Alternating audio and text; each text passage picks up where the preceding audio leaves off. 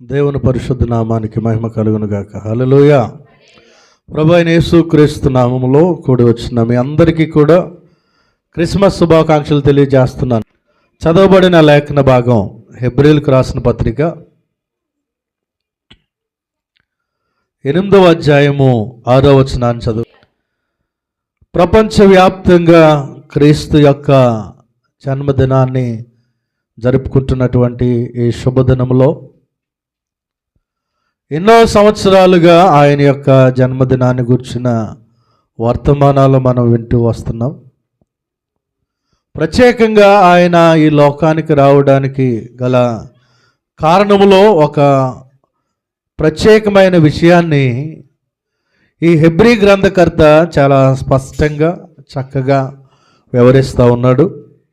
దానిలో నుండి కొన్ని మాటలు ఈరోజు నేను మీకు జ్ఞాపకం చేయడానికి ఇష్టపడుతూ ఉన్నాను.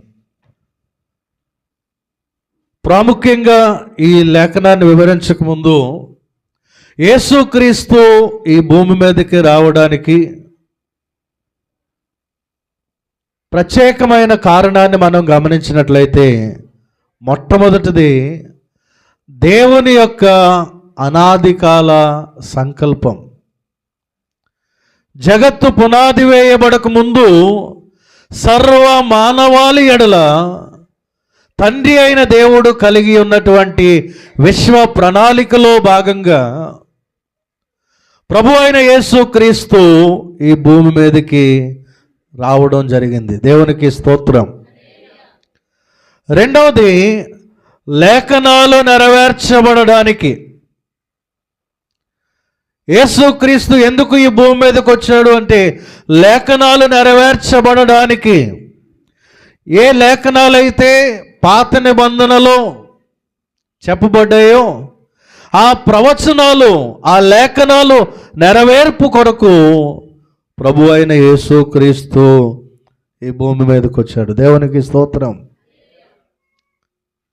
ఒకటి తండ్రి అయిన దేవుని విశ్వ ప్రణాళిక, రెండవది లేఖనాలు లేక ప్రవచనాలు నెరవేర్పు కొరకు యేసయ్య ఈ లోకానికి వచ్చాడు.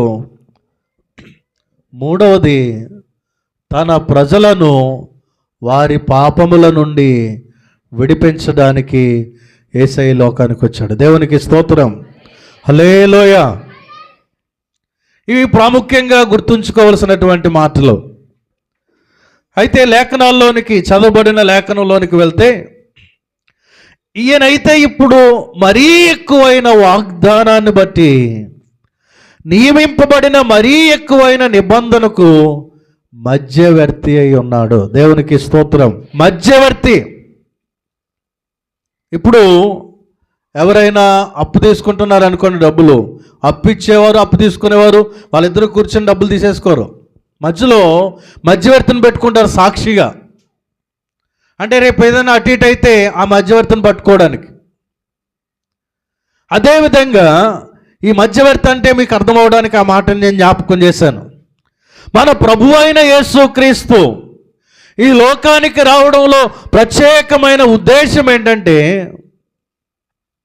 తండ్రి అయిన దేవునికి ఈ లోకములో ఉన్నటువంటి ప్రజలకి మధ్యన ఒక వారధిగా, వారిద్దరిని కలిపేటువంటి ఒక మధ్యవర్తిగా ప్రభు అయిన యేసుక్రీస్తు మనకి కనబడుతున్నాడు. దేవునికి స్తోత్రం. ఇంకొక ఉదాహరణ చెప్తాను. మనకి తమిళం రాదనుకోండి, తమిళ భాష రాదు, మనకి తెలుగే వచ్చు. కానీ మనం తమిళ భాష మాట్లాడేవారి దగ్గరికి వెళ్ళాం. వారితో నేరుగా మాట్లాడడానికి మనం తెలుగు మాట్లాడితే వారికి అర్థమవుదు. అప్పుడు ఆ యొక్క తమిళ భాష తెలిసిన వాడు, అదేవిధంగా మన యొక్క తెలుగు భాష తెలిసిన వాడు, రెండు భాషలు తెలిసిన వాడు మనకి ట్రాన్స్లేటర్గా కావాలి, అనువాదకుడిగా కావాలి. ఆ ట్రాన్స్లేటర్, ఆ అనువాదం చేసేటువంటి వ్యక్తి మధ్యలో ఉన్నప్పుడే మన తెలుగులో మనం మాట్లాడేది ఆయనకు అర్థమవుతుంది. ఆ తెలుగుని తమిళంలోనికి తర్జుమా చేసి వారికి చెప్తాడు. అప్పుడు వారితో మనం నేరుగా మన యొక్క విషయాన్ని వారికి అర్థమయ్యేలాగా చెప్పగలుగుతాం. ఒక మధ్యవర్తి లేనంత వరకు వేరొక భాష వానితో మనము సంభాషించడం, మాట్లాడడం అనేది అసాధ్యం. దేవునికి స్తోత్రం, హల్లెలూయా. అయితే దేవాతి దేవుడు మానవావతారిగా ఈ భూమి మీదకి మధ్యవర్తిగా రావడానికి గల కారణం ఏంటంటే, మానవుని యొక్క స్వభావములో ఆయన 33.5 సంవత్సరాలు జీవించాడు. ఆయన దేవుడండి అనడానికి కాదు, ఈ భూమి మీదకే వచ్చి ఈ భూమి మీద జన్మించాడు. ఆయన 33.5 సంవత్సరాలు మనవలే భోజనం చేశాడు, పడుకున్నాడు, ఆకలి కలిగి ఉన్నాడు, నిద్రపోయాడు, పని చేశాడు, తన తండ్రికి సహాయపడ్డాడు, ప్రయాణాలు చేశాడు.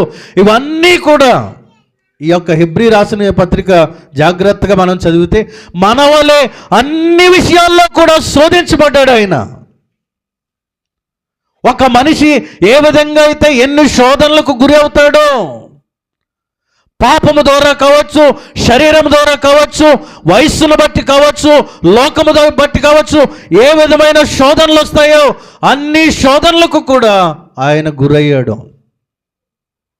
కానీ ఏ శోధనలో కూడా ఆయన పడిపోలేదు. దేవునికి స్తోత్రం, హల్లెలూయా.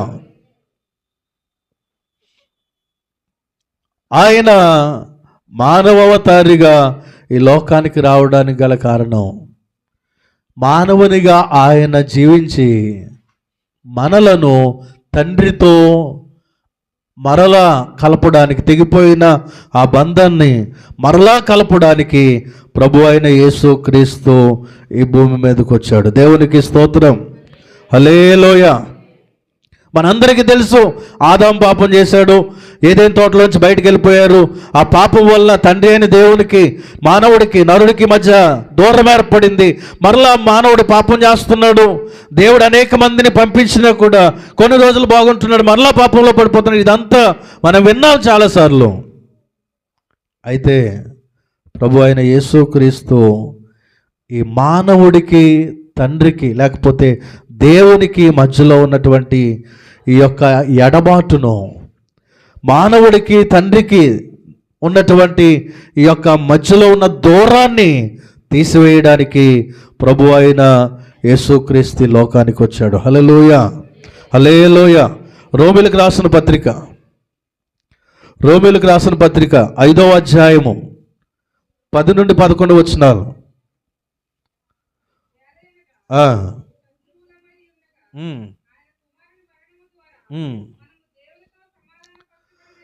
దేవునితో సమాధానపరచబడిన ఎడల ఆయన జీవించుట చేత మరీ నిశ్చయముగా రక్షింపబడుదుము. అంతేకాదు, మన ప్రభువైన యేసుక్రీస్తు ద్వారా మనము దేవుని యందు అతిశయపడుచున్నాము. ఆయన ద్వారానే మనం ఇప్పుడు సమాధాన స్థితి పొంది ఉన్నాము. దేవునికి స్తోత్రం. ఆ విడిపోయిన, చెడిపోయిన, దూరమైపోయిన ఆ బంధం ప్రభు అయిన యేసుక్రీస్తు ద్వారా మరలా తండ్రి అయిన దేవునితో సమాధానపరచబడుతూ ఉన్నాం. అలా సమాధానపరచడానికి మధ్యవర్తిగా యేసుక్రీస్తు లోకానికి వచ్చాడు. ఎప్పుడో చెప్పిన గుర్తుంది, మీలో ఎంతమందికి జ్ఞాపకం ఉందో తెలియదు. 2 గొర్రెలు కనడానికి సిద్ధంగా ఉన్నాయంట. గొర్రెలు గర్భంతో ఉన్న డెలివరీ టైం ఒకసారి వచ్చింది. వాటికి రెండింటికి డెలివరీ అయింది. అయితే ఒక తల్లి పిల్లని కన్న వెంటనే చచ్చిపోయింది. ఇంకొక తల్లి పిల్లని కన్నది కానీ పిల్ల చచ్చిపోయింది. జాగ్రత్తగా వినండి. 2 గొర్రెలు పిల్లల్ని కన్నాయి. అయితే ఒక పిల్లని కన్నప్పుడు పిల్ల బతుకుంది, తల్లి చచ్చిపోయింది ఒక గొర్రెకి. ఇంకొక గొర్రె తల్లి బాగానే ఉంది, పిల్ల చచ్చిపోయింది. ఆ యజమానుడు చూశాడు, ఆ కామందు లేకపోతే ఆ కాపరి చూసినప్పుడు, అయ్యో దీనికేమో తల్లి లేదు, దీనికేమో పిల్ల లేదు. సర్లే, దీని తల్లి చచ్చిపోయింది, దీని పిల్ల చచ్చిపోయింది కాబట్టి ఈ బతుకున్న పిల్లని ఈ తల్లి దగ్గర పెట్టేద్దాం. జాగ్రత్తగా వినండి. ఈ బతుకున్న పిల్లని బతుకున్న తల్లి దగ్గర పెట్టేద్దాం ఆ చనిపోయిన తల్లిని పిల్లని పక్కకి తీసేద్దామని కొంచెం వాటిని దూరంగా జరిపేసి బతుకున్న పిల్లని బతుకున్న తల్లి దగ్గర పెట్టేశారంట. జాగ్రత్తగా ఆలోచన చేయండి. ఈ లోకంలో శ్రేష్టమైన స్పర్శ ఎవరిదంటే తల్లి స్పర్శ. గర్భములో 9 మాసాలు మోసినటువంటి ఆ తల్లి తన యొక్క పిల్లని కుమారుని కుమార్తెను స్పర్శించి తెలుసుకోగలుగుతుందంట. అంత గొప్ప శ్రేష్టమైన స్పర్శ తల్లిలో ఉంటుందంట. ఈ బతుకున్న పిల్లని ఆ తల్లి దగ్గర పెట్టేసినప్పుడు మీరు చూసుంటారు, ఆ పుట్టిన తర్వాత పైనంతా జిగురుగా కనబడుతుంటుంది. అప్పుడు ఆ తల్లి దాన్ని నాకుతూ ఉంటుంది. గేదెలైనా కావచ్చు, ఆవులైనా కావచ్చు, గొర్రెలైనా సాధారణంగా జరిగే ప్రక్రియ. ఆ పిల్లని పెట్టగానే అది అలా నాకుతూ ఉంది. కొంచెం సేపు నాకిన తర్వాత దాన్ని దూరంగా గింటేస్తుందంట ఈ తల్లి. ఇతను కొంతసేపు చూసి పాలు దగ్గర తీసుకెళ్ళి పాలు పట్టిద్దామంటే ఇది పాలు ఇవ్వట్లేదు, తన్నేస్తుంది.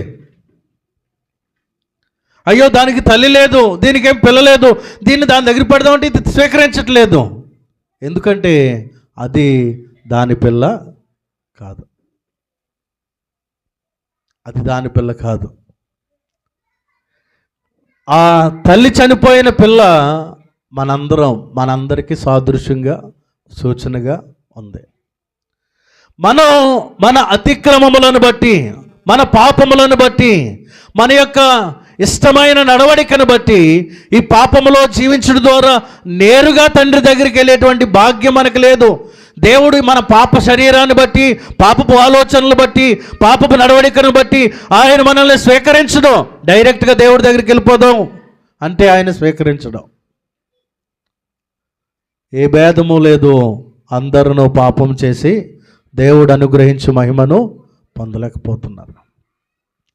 ఆయన మహిమ కోల్పోయాం, ఆయనకు దూరం అయిపోయాం. అయితే వెంటనే ఆ కాపరికి వచ్చినటువంటి ఆలోచన, బాబు ఒక్క నిమిషం, వెంటనే ఆ కాపరికి వచ్చినటువంటి ఆలోచన ఏంటంటే ఈ తల్లి ఈ యొక్క చిన్న గొర్రెని తీసుకోవట్లేదు కాబట్టి అని చనిపోయిన మేకపిల్ల ఉంది కదా, చనిపోయిన గొర్రె పిల్ల ఎలాగా చనిపోయింది కదా అని జాగ్రత్తగా దాని చర్మాన్ని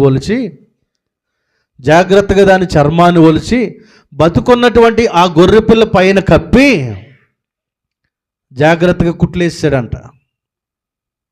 చనిపోయిన గొర్రె పిల్ల చర్మాన్ని తీసి బతుకున్న గొర్రె పిల్ల మీద కప్పి దానికి కుట్లేసేసినప్పుడు అలా తీసుకెళ్ళి ఆ మేక దగ్గర, ఆ గొర్రె దగ్గర, తల్లి గొర్రె దగ్గర పెట్టాడు.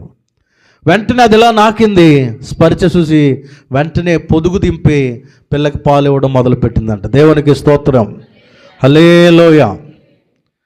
ఆ పొదుగు లేకపోతే పాలు చేర్చుకున్న ఆ తల్లి మేక తండ్రి అయిన దేవుడు. దేవునికి స్తోత్రం, హల్లెలూయా. ఈ యొక్క చెదరగొట్టబడిన, దూరం పెట్టబడిన ఆ పిల్ల మనందరం. అయితే మనం నేరుగా తండ్రి స్వీకరించే స్థితిలో మనం లేము. కానీ మన కొరకు ప్రభు అయిన యేసుక్రీస్తు ఈ లోకానికి వచ్చి తన ప్రాణాన్ని క్రయధనముగా అర్పించాడు. ఇదిగో లోక పాపమును మోసుకొని పోవు దేవుని గొర్రెపిల్ల. దేవునికి స్తోత్రం. లోక పాపం అనగా మనందరి యొక్క పాపములు ఆయన మీద వేసుకొని కలువరి శిలువలో తన ప్రాణాన్ని క్రయధనముగా అర్పించి ఆయన చిందించిన అమూల్యమైన రక్తము ద్వారా పాపులమైన మనలను పరిశుద్ధులుగా, నిష్కలంకులుగా, నిరపరాధులుగా చేసి ఆయన కుమార్తెలుగా అయ్యే గొప్ప ధన్యత యేసయ్య మనకు అనుగ్రహించాడు. హల్లెలూయా. బాప్తీసం తీసుకున్న వారందరినీ, రక్షించబడి బాప్తీసం తీసుకున్న వారందరినీ ఏమని చెప్తారంటే క్రీస్తును ధరించుకున్నారు. దేవునికి స్తోత్రం, హల్లెలూయా. క్రీస్తుని ధరించుకోకపోతే తండ్రి అయిన దేవుడు ఉండే పరలోక రాజ్యానికి మనము చేరలేము.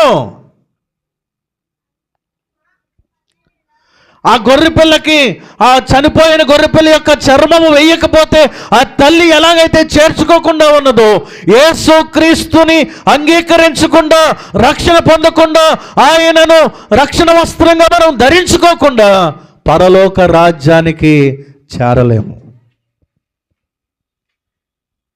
పాపముల చేత దూరమైపోయిన మనలను తండ్రి అయిన దేవుని దరిచేర్చడానికి, ఆ దూరాన్ని తీసివేయడానికి ప్రభు అయిన యేసు క్రీస్తు మధ్యవర్తిగా ఈ లోకానికి వచ్చాడు. దేవునికి స్తోత్రం, హల్లెలూయా. త్వరగా కొన్ని మాటలు లేఖనాల్లో నుండి చూపిస్తాను. ఎక్కువ సమయం వివరించను కానీ ఆయన దేనిలో నుండి మనల్ని దేనిలోనికి నడిపిస్తూ ఉన్నాడో త్వరగా కొన్ని మాటలు మనం చూద్దాం. యోహాను సువార్త 14వ అధ్యాయం, యోహాను సువార్త 14వ అధ్యాయము 27వ వచనము. శాంతి మీకు అనుగ్రహించు వెళ్ళుచున్నాను, నా శాంతినే మీకు అనుగ్రహించుచున్నాను. లోకమిచ్చినట్టుగా నేను మీకు అనుగ్రహించుటలేదు. మీ హృదయములను కలవరపడనీయకుడి, వెరవనీయకుడి. దేవునికి స్తోత్రం, హల్లెలూయా. ఆయన మధ్యవర్తిగా వచ్చి ఏం చేస్తున్నాడంటే అశాంతిలో నుండి శాశ్వతమైనటువంటి ఆయన శాంతిలోనికి మనల్ని నడిపించడానికి వచ్చాడు. ఆయన ఈ లోకములో కనబడేటువంటి శాంతి, సంతోషం, ఆనందం అవన్నీ తాత్కాలికమైనవి.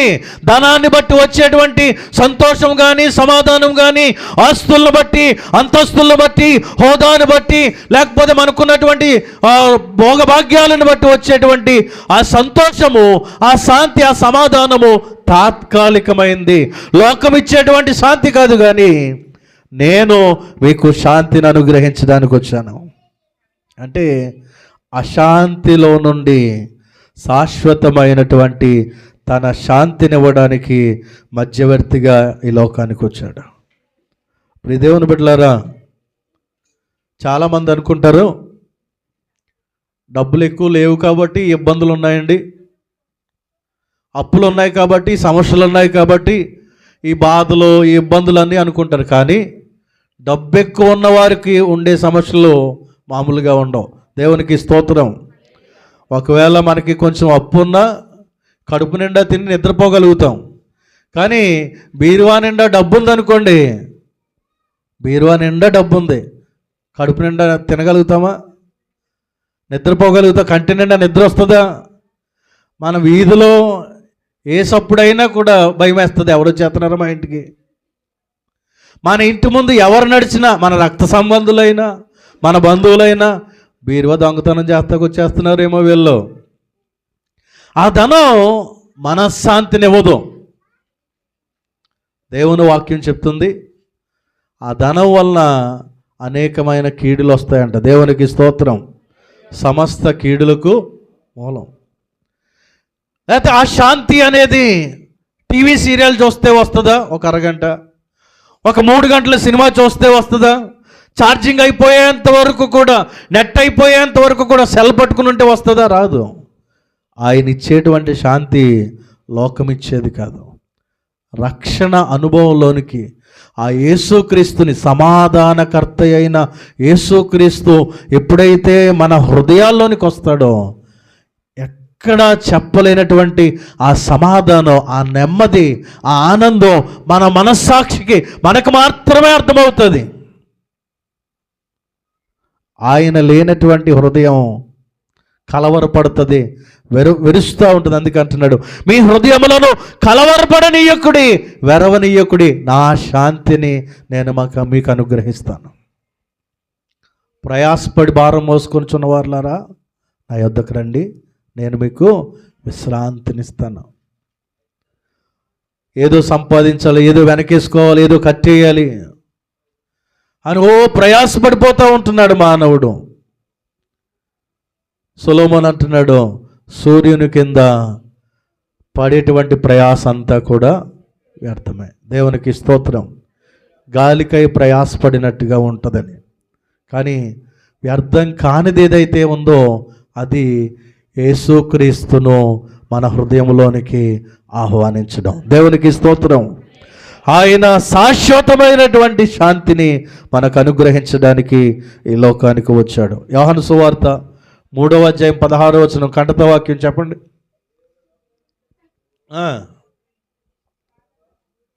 అందరూ ఆ మొక్క చెప్తున్నారు, దేవుడు లోకమును ఎంతో ప్రేమించును. కుమారునిగా పుట్టిన వాని యందు అంటే యేసు క్రీస్తునందు విశ్వాసముంచు ప్రతివాడు నశింపక నిత్య జీవం పొందినట్లు, అంటే నాశనానికి వెళ్లకుండా నిత్య జీవానికి తీసుకువెళ్ళడానికి యేసుక్రీస్తు ఈ లోకానికి వచ్చాడు. యేసుక్రీస్తు కాకుండా ఈ లోకములో కొన్ని 1000 కలిగిన ఉండు, కొన్ని లక్షలు కలిగిన ఉండు, కొన్ని కోట్లు కలిగిన ఉండు, కానీ నువ్వు నాశనానికే, నరకానికి వెళ్ళిపోతావు. నాశనము నుండి తప్పించబడి పరలోక రాజ్యానికి, నిత్య జీవానికి నీవు వెళ్ళాలి అంటే యేసుక్రీస్తునందు విశ్వాసం ఉంచాలి. హల్లెలూయా. నిత్య జీవం ఇవ్వడానికి, పరలోక రాజ్యం ఇవ్వడానికి ప్రభు అయిన యేసుక్రీస్తు ఈ లోకానికి వచ్చాడు. దేవునికి స్తోత్రం. పేతురు రాసిన మొదటి పత్రిక 2వ అధ్యాయం 9వ వచనము త్వరగా చదువుదాం. మొదటి పేతురు 2వ అధ్యాయం 9వ వచనము.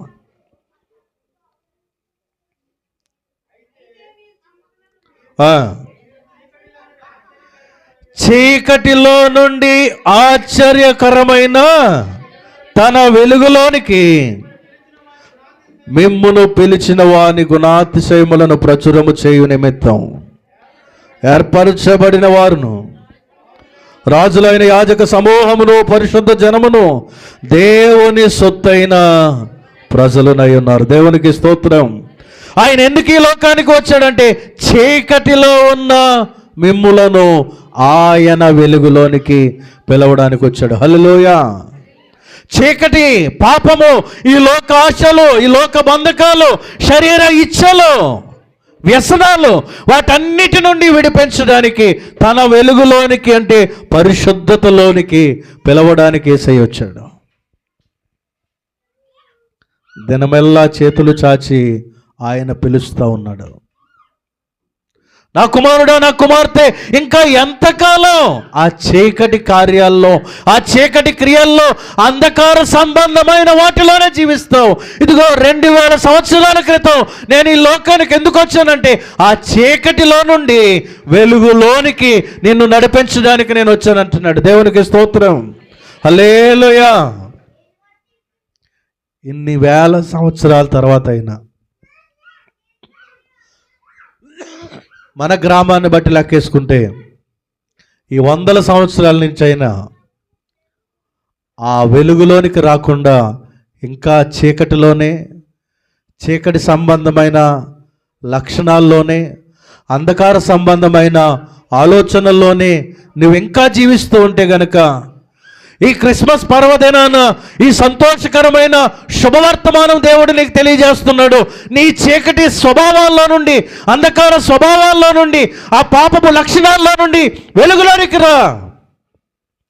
నీ చీకటి స్వభావాలు, చీకటి కట్లను, ఆ బంధకాలను విడిపించడానికి నేను వచ్చాను అని యేసుక్రీస్తు తెలియచేస్తున్నాడు. దేవునికి స్తోత్రం. హల్లెలూయా. మొదటి యోహాను పత్రిక 1వ అధ్యాయం 9వ వచనం. యోహాను రాసిన మొదటి పత్రిక 1వ అధ్యాయం 9వ వచనం.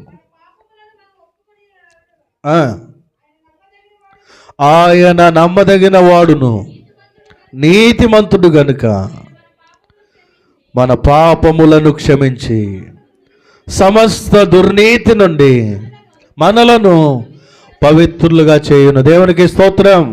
హల్లెలూయా.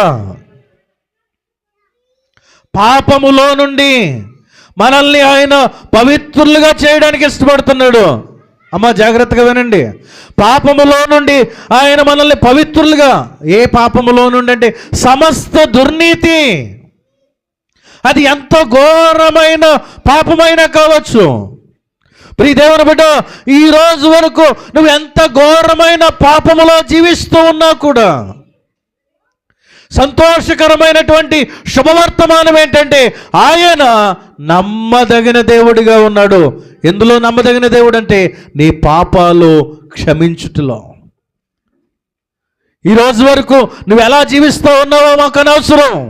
ఒకవేళ ఈ రోజే, ఈ క్షణంలోనే, ఈ దినములోనే యేసయ్యను నీ హృదయంలోనికి ఆహ్వానిస్తే ఆయన నీ పాపాలన్నిటినీ క్షమించడానికి నమ్మదగిన దేవుడిగా ఉన్నాడు. పాపముల నుండి విడిపించి పవిత్రులుగా చేయడానికి యేసయ్య వచ్చాడు. హల్లెలూయా. అవి ఏ పాపమైనా కావచ్చు. పాపానికి అనేక పర్యాయ పదాలు ఉన్నాయి.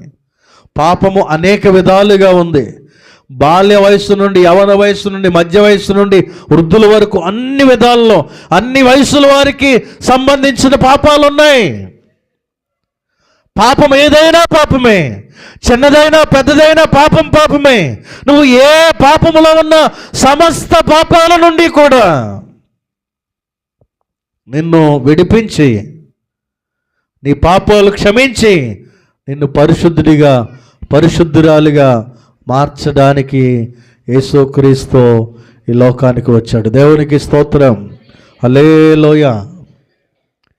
ఈ శుభదినంలో ఆ రక్షకుడైన యేసయ్యను, నమ్మదగిన దేవుడిగా మన పాపాలన్నీ క్షమించడానికి వచ్చిన యేసయ్యను గనుక నీ హృదయంలోనికి స్వీకరించకపోతే రేపేం జరుగుతుందో నీకు తెలియదు. రాబోయే దినాలన్నీ క్షేమకరమైనవి, మేలుకరమైనవి, అన్ని దినాలు నేను బాగానే ఉంటాను అని చెప్పుకోవడానికి లేదు. మనకి మంచి ఉద్యోగం ఉన్నా, మంచి ఆరోగ్యం ఉన్నా, మంచి ఇల్లున్నా, మంచి వాహనాలున్నా, మంచి ధనధాన్యాలున్నా, ఏది కూడా మన ప్రాణాన్ని కాపాడలేదు. మన ఆస్తి మన ప్రాణాలు కాపాడదు. మన ఉద్యోగం మన ప్రాణాలు కాపాడదు. మనకున్నటువంటి పేరు మన ప్రాణాలు కాపాడదు. కానీ దేవుని వాక్యం చెప్తుంది, అనుకూల సమయమందు రక్షకుని మీ చెంతకు చేర్చుకోండి. యెహోవా మీకు దొరుకు కాలమున ఆయనను వెదకండి. ఆయన మనకి విరివిగా దొరుకుతున్నటువంటి ఈ దినాల్లో ఆయనను మీ హృదయంలోనికి స్వీకరించండి. ఇదే అనుకూల సమయం, ఇదే రక్షణ దినం. ఎంత గొప్ప రక్షణను మనము నిర్లక్ష్యం చేసిన ఎడల ఎలా తప్పించుకుంటాం? ఈ శుభవర్తమానం మనం వింటూ కూడా యేసయ్యను హృదయంలోనికి స్వీకరించకుండా నీ పాపాల నుండి విడిపించి, నరకం నుండి తప్పించి, పరలోక రాజ్యానికి తీసుకుని వెళ్ళే యేసయ్యను నీ హృదయంలోనికి స్వీకరించకుండా ఈ రోజున స్కిప్ చేస్తే, నిర్లక్ష్యం చేస్తే, పట్టించుకోకుండా ఉంటే రేపు పరలోకానికి వెళ్ళే భాగ్యాన్ని నువ్వు కోల్పోతావేమో. పాపము నుండి విడిపించడానికి యేసుక్రీస్తు ఈ లోకానికి వచ్చాడు. దేవునికి స్తోత్రం. హల్లెలూయా. ఇప్పుడు దేవుని బిడ్డలారా, ఈ పాపము మనలను నరకానికి నడిపిస్తూ ఉంది. ఏలయనగా పాపము వలన వచ్చు జీతం మరణం. క్రీస్తు యేసునందు మనకి నిత్య జీవం కలుగుతుంది. అనుకోవచ్చు, నేనేమంతా మర్డర్లు చేసేయలేదండి, వ్యభిచారం చేసేయలేదు, దొంగతనం చేసేయలేదు, నేను అంత పాపిని కాదు అని మనం అనుకోవచ్చు. కానీ దావీదు అంటున్నాడు, నా తల్లి పాపములోనే నన్ను కన్నది. మనం పుట్టుకతో పాపులుగా జన్మించాం. దాన్ని పోగొట్టుకోవడానికైనా యేసునొద్దకు మనం రావాలి. హల్లెలూయా. ఒకవేళ నీకు ఊహ ఎరిగినప్పటి నుండి పరిశుద్ధురాలుగా జీవిస్తున్నావు, పరిశుద్ధుడిగా జీవిస్తున్నావు, ఎవరికి అన్యాయం చేయట్లేదు, ఎవరిని మోసం చేయట్లేదు, నీ నోట ఏ అబద్ధము రాదు, మంచిగానే మాట్లాడతాను, మంచిదే. కానీ నీ పుట్టుకలో పాపం ఉంది. నీకు యేసయ్య అవసరం, ఎందుకంటే నువ్వు జన్మతః పాపివే. ఆ పాపాన్ని బట్టి కూడా నువ్వు పరలోకానికి వెళ్ళలేవు. కాబట్టి దాని నుండి విడిపించబడి పరలోక రాజ్యానికి నువ్వు వెళ్ళాలి అంటే యేసుక్రీస్తును స్వంత రక్షకునిగా అంగీకరించాలి. దేవునికి స్తోత్రం. హల్లెలూయా. ఈ ప్రత్యేకమైనటువంటి దినంలో ఆ యేసయ్య ఈ లోకంలో ఎప్పుడో పుట్టేశాడు. క్రీస్తునేడు పుట్టను, క్రీస్తునేడు పుట్టను, ఈరోజు పుట్టలేదు, ఎప్పుడో పుట్టేశాడు ఆయన. కానీ ఆ యేసయ్య ఎప్పుడైతే నీ హృదయంలో పుడతాడో, ఆ యేసయ్య ఎప్పుడైతే నీ హృదయంలో పుడతాడో ఆ రోజు నుండి నిజమైన క్రిస్మస్ ఆనందం నీవు పొందుకోగలుగుతావు. దేవునికి స్తోత్రం. హల్లెలూయా. ఈ పండుగ ఏదో సంవత్సరానికి ఒకసారి వచ్చే పండుగ కాదు, జీవితాంతము నీతో ఉంటుంది. ఎప్పుడంటే నీవు రక్షణ పొందినప్పుడు, ఆ రక్షకుడైన యేసయ్యను నీ హృదయంలోనికి స్వీకరించినప్పుడు. నామకార్థ క్రైస్తవులకు సంవత్సరానికి ఒకసారి పండుగ ఈ క్రిస్మస్. నిజమైన క్రైస్తవులకు ప్రతిరోజు పండుగే ఈ క్రిస్మస్. దేవునికి స్తోత్రం. హల్లెలూయా. ఈరోజు నామకార్థ క్రైస్తవుడిగా సంవత్సరానికి ఒకసారి పండుగ నీ జీవితంలో వస్తుందా? నిజమైనటువంటి క్రిస్మస్ ఆనందం ప్రతి దినము నీవు అనుభవించగలుగుతూ ఉన్నావా? అది కేవలము రక్షణను బట్టి మాత్రమే ఆనందం మనకు దొరుకుతుంది. యేసయ్య నీ హృదయంలో వచ్చినప్పుడు మాత్రమే ఆ ఆనందాన్ని నువ్వు పొందుకోగలుగుతావు. ఆ అనుభూతి నీకు కలుగుతుంది. ఆ రక్షకుడయ్య యేసయ్య నిన్ను వెతుకుతున్నాడు.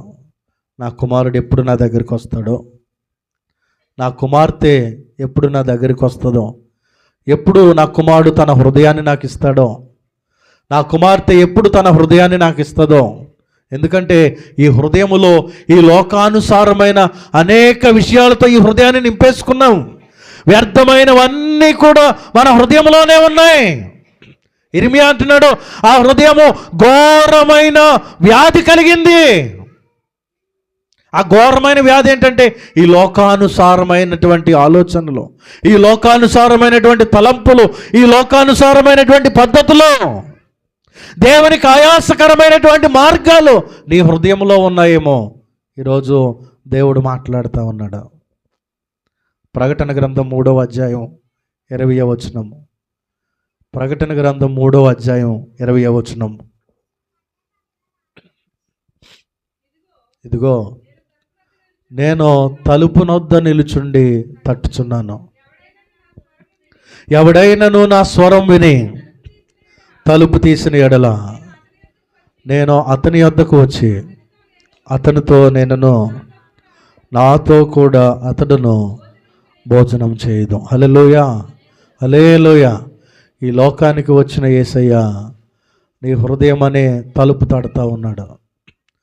ఒకవేళ ఈరోజు వరకు నీవు దాన్ని అర్థం చేసుకోలేదేమో, వినలేదేమో, ఈరోజు మైక్ ద్వారా, నా శబ్దము ద్వారా దేవుడు ఆ మాట నీకు వినిపింప చేస్తున్నాడు. నా కుమార్తె, నీ హృదయంలో నాకు సమయం ఇస్తావా? నా కుమారుడా, నీ హృదయంలో నాకు స్థానం ఇస్తావా? నీ హృదయం అనే తలుపు నొద్ద నిలుచుండి ఆయన తడుతూ ఉన్నాడు. ప్రియ దేవుని బిడ్డ, ఈ సంవత్సరంలో అయినా, ఈ 2024వ సంవత్సరంలో అయినా ఆ యేసయ్యను నీ హృదయంలో చేర్చుకోగలుగుతావా? ఈ క్రిస్మస్ దినాల్లో అయినా ఆ రక్షకుడైన యేసయ్యను నీ హృదయంలో చేర్చుకోగలుగుతావా? ఎందుకు చేర్చుకోవాలి అంటే నీకున్నది ఏది కూడా నిన్ను పరలోకానికి తీసుకువెళ్ళదు, మోక్షానికి తీసుకువెళ్ళదు, స్వర్గానికి తీసుకువెళ్ళదు. నీ ధనం నిన్ను పరలోకం చేర్చదు, నీ ఆస్తి నిన్ను పరలోకానికి తీసుకువెళ్ళదు, నీ ఉద్యోగం నిన్ను పరలోకానికి తీసుకువెళ్ళదు, నీకున్నటువంటి బంధుగణాంగం నిన్ను పరలోకానికి తీసుకువెళ్ళలేరు, నీకున్న వాహనాలు నిన్ను పరలోకానికి తీసుకువెళ్ళవు. నువ్వు పరలోకానికి వెళ్ళాలి అంటే ఒకే ఒక మార్గం, ప్రభు అయిన యేసుక్రీస్తు. దేవునికి స్తోత్రం. హల్లెలూయా. నేనే మార్గమును సత్యమును జీవమునై ఉన్నాను. హల్లెలూయా. హల్లెలూయా. వెండి బంగారాలు చెల్లించవసరం లేదు పరలోకానికి వెళ్ళడానికి. తీర్థయాత్రలు చేయవసరం లేదు పరలోకానికి వెళ్ళడానికి. పుణ్యకార్యాలు చేయవసరం లేదు పరలోకానికి వెళ్ళడానికి. యజ్ఞయాగాలు చేయవసరం లేదు పరలోకానికి వెళ్ళడానికి. నువ్వు చేయవలసింది యేసే ప్రభు అని నోటితో ఒప్పుకొని, ఆయన నీ కోసం ఈ భూమి మీదకి వచ్చాడని, నీ పాపాల కోసం చనిపోయాడని, మూడవ దినమున తిరిగి లేచాడని, మరలా రాబోతున్నాడని నువ్వు విశ్వసిస్తే చాలు, నువ్వు రక్షణ పొందుతావు. పరలోక రాజ్యానికి వారసుడిగా మార్చబడతావు. దేవునికి స్తోత్రం. హల్లెలూయా. ఇప్పుడు దేవుని బిడ్డలారా, రేపు ఏం జరుగుతుందో తెలియనటువంటి దినాల్లో మనం జీవిస్తున్నాం. ఈ పుట్టుకంటే యేసయ్య పుట్టాడు. యేసయ్య పుట్టుకను ఎందుకు జ్ఞాపకం చేసుకోవాలంటే, యేసయ్య లోకానికి జన్మించాడు. ఎందుకంటే ఆయన రెండవ రాకడ కొరకు మనల్ని సిద్ధపరచడానికి. ఈ పుట్టుకలో ఆయన పుట్టుకనే కాదు మనం జ్ఞాపకం చేసుకోవడం, ఆయన రాకడను జ్ఞాపకం చేసుకోవాలి. ఆ పుట్టిన యేసయ్యను మన హృదయంలోనికి స్వీకరించుకొని రాబోతున్న యేసయ్య కొరకు మనం సిద్ధపడాలి. అంతేగాని పసులపాకలో పుట్టాడు అలాగే పుడతా ఉన్నాడు అది కాదు. ఆయన ఎప్పుడో పుట్టేశాడు. ఆ పుట్టిన యేసయ్య మన హృదయంలో పుట్టాలి. రాబోతున్న యేసయ్య కొరకు మనము సిద్ధపడాలి. దేవునికి స్తోత్రం. హల్లెలూయా. రాబోతున్న యేసయ్యను ఎదుర్కోవాలి అంటే రక్షకుడైన యేసయ్యను నీ హృదయంలో స్వీకరించాలి. రాబోతున్న యేసయ్యకు ఎదురు నువ్వు వెళ్ళాలి అంటే రక్షకుడైన యేసయ్యను నువ్వు కలిగి ఉండాలి. ఒక దినం రాబోతుంది, ముగిస్తున్న మాటలు, ఒక దినం రాబోతూ ఉంది. ఆ దినాన అకస్మాత్తుగా ప్రపంచమంతా కూడా అల్లకల్లోలం అయిపోతుంది. టీవీ ఛానల్లో, న్యూస్ రిపోర్టర్లు అందరూ, పెద్ద పెద్ద నాయకులు అందరూ కూడా తలబాదేసుకుంటారు. జ్ఞానులు, శాస్త్రవేత్తలు, సైంటిస్టులు తలగొట్టుకుంటారు. ఏమైపోయారు. ప్రపంచంలో కొన్ని కోట్ల మంది కనబడకుండా వెళ్ళిపోయి ఒక దినం రాబోతూ ఉంది. ఆ దినములో ఒకవేళ ఇటువంటి ఆరాధన దినమే కనుక వస్తే, యేసుని కలిగి రక్షణ పొందిన వారు ఎత్తబడతారు. ఆ సిచ్యువేషన్ ఎలా ఉంటుందంటే, ఒక లైన్లో నలుగురు కూర్చున్నారు, ఇద్దరు మాత్రమే రక్షించబడ్డారు. ఇద్దరు మాత్రం మందిరానికి వస్తున్నారు, కానీ ఇంకా యేసయ్యను రక్షకుడిగా స్వీకరించలేదు. ఆయన వస్తున్నప్పుడు కడబోర శబ్దం మోగ్గానే రక్షణ పొందిన ఇద్దరు మాయమైపోతారు. ఇక్కడ అయ్యో, నా పక్కన వాళ్ళు ఏమైపోయారు, నా వెనుకున్న వాళ్ళు ఏమైపోయారు. ఈ యొక్క చర్చిలో ఉన్నవారు ఒక గందరగోళమైనటువంటి వాతావరణం ఏర్పడుతుంది. అయ్యో, కొంతమంది కనబడతలేదు, ఏమయ్యారని బయటికి వెళ్ళగానే బయట ప్రపంచమంతా కూడా కలవరపాటుకు గురవుతుంది. న్యూస్లో స్క్రోల్ అవుతూ ఉండేది, పలానా ప్రాంతంలో జనులు కనబడతలేదు, పలానా మనిషి కనబడతలేదు. ఒకవేళ ఆ నాయకులు, ఆ పెద్ద మనుషులు క్రైస్తవులైతే ఆ పెద్ద నాయకుడు కనబడతలేదు అనేటువంటి వార్తలు వస్తాయి. ఒక రోజంతటిలో ఒక న్యూస్ తెలుస్తుంది ఏంటంటే, క్రైస్తవులు, దేవుని సంఘము కనబడతలేదు. దేవునికి స్తోత్రం. హల్లెలూయా. వధువు సంఘము, సార్వత్రిక సంఘము కనబడట్లేదు, ఎత్తబడింది. ఆ ఎత్తబడే గుంపులో నీవు ఉండాలి. ఆ ఎత్తబడే గుంపులో, ఆ ఎత్తబడే సమూహములో నీవు ఉండాలి ప్రియ దేవుని బిడ్డ. అందుకోసమే ఆయన ఈ లోకానికి వచ్చాడు. ఆయన మరలా వచ్చేసరికి ఆ గుంపులో నీవు ఉండాలనేదే ఆయన కోరిక. ఆయన ఎందుకు ఆలస్యం చేస్తున్నాడు అంటే, అందరూ అంతటను మారు మనసు పొందాలి. ఏ ఒక్కరూ నశించి నరకానికి వెళ్ళిపోవడం ఆయనకి ఇష్టం లేదు. ఈరోజు ఇక్కడ కూర్చున్న వారిలో నువ్వింకా రక్షణ పొందలేదేమో, యేసుని స్వీకరించలేదేమో, నీ కోసమే యేసయ్య ఆలస్యం చేస్తున్నాడు. నువ్వు నరకానికి వెళ్ళిపోవడం యేసయ్యకి ఇష్టం లేదు. ఆయన నిన్ను ప్రేమిస్తున్నాడు. ఆయన నిన్ను ప్రేమిస్తున్నాడు కనుక తన ప్రాణాన్ని నీ కొరకు అర్పించాడు. నిన్ను పరలోక రాజ్యానికి తీసుకువెళ్ళడానికి రాబోతూ ఉన్నాడు.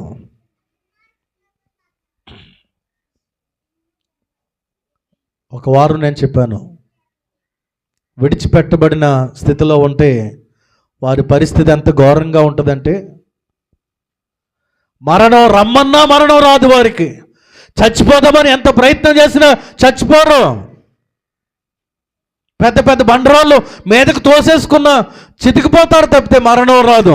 కాళ్ళు చేతులు ఇరిగిపోతాయి తప్పితే మరణం రాదు. మరణము వారికి అందుబాటులో ఉండదు. ఆ బాధ, వేదన, ఆ శ్రమను తట్టుకోలేక మరణం కోసం మానవుడు ప్రయత్నం చేస్తాడు, కానీ మరణం రానటువంటి భయంకరమైన మహాశ్రమలో ఈ భూమి మీద ఉంటాయి. అందుకే ఎత్తబడుట ధన్యము, విడిచిపెట్టబడుట బహుఘోరం. నా మాటలు ముగింపులోకి తీసుకొస్తున్నాను. మధ్యవర్తిగా యేసుక్రీస్తు ఈ లోకానికి ఎందుకు వచ్చాడు అంటే, మనలను తండ్రి అయిన దేవుడి దగ్గరికి తీసుకువెళ్ళడానికి. ఈ లోకంలో ఉన్న మనలను పరలోకానికి తీసుకువెళ్ళడానికి, పరలోకములో ఉన్న అతి పరిశుద్ధుడైనటువంటి దేవుడు ఈ భూమి మీదకి దిగి వచ్చిన శుభదినమే ఈ క్రిస్మస్ దినం. దేవునికి స్తోత్రం. ఈ లోకానికి దిగి వచ్చిన యేసయ్యను మన హృదయంలోనికి చేర్చుకుందాం, పరలోక రాజ్యానికి వారసులమవుదాం. అట్టి కృప పరిశుద్ధాత్మ దేవుడు మనందరికీ అనుగ్రహించునుగాక.